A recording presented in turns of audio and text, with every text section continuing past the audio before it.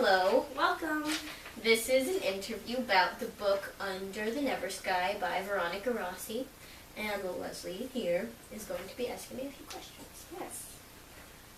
So the first question, how does this fit the theme of dystopian/utopia? I think it fits the theme of a dystopian novel because it, the society that they live in is really different. It's protected from the outside world, and all the people live inside except for the outsiders who are forced out and forced to fend for themselves out in the aether storms. What plot twists or unexpected events happen as the novel progresses? I think some of the more important plot twists are that Arya finds out that she is half savage, and that she also, her and Perry find out that Arya's mother is doing experiments and tests on savage children. Okay. Do you see the setting of your novel as a utopian or a dystopian? I think it's definitely more dystopian because once Arya goes out of Reverie, she can really see what the world is like and all the aether storms and all the destruction that the world is in outside of her protected little society. Are there any rebels in your novel who oppose the society?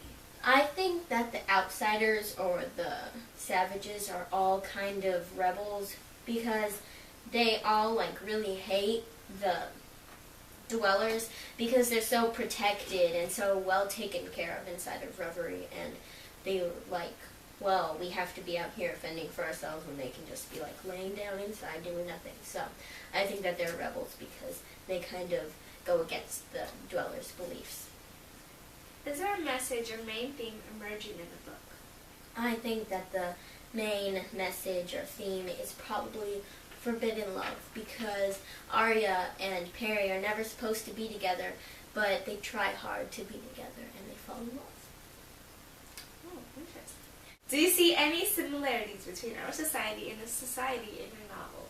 I think that there really aren't any similarities unless we take our world into 100 years in the future, because it's really, really different, and the aether storms, I don't know how that can happen with our atmosphere protecting us, because it's storms and storms that cause fires and it destroys everything. So I don't know how that could really be compared to our society. What is the climax of your novel?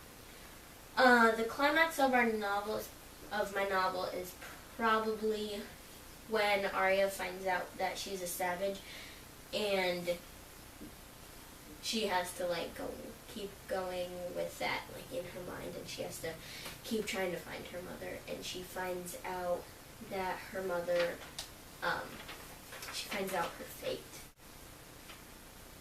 How are the major and minor conflicts resolved? Arya ends up going back to the pods as a prisoner, and they also find out her mother's fate. Do you want to tell us her fate? I think I'm going to leave that to you to read the book and find out what's going to happen to her mother. How realistic is the novel? Again, I really don't think it's realistic unless you take us way into the future, because I feel we wouldn't really separate our societies like that, especially because since we're all together now, we wouldn't really ever have savages or outsiders later on.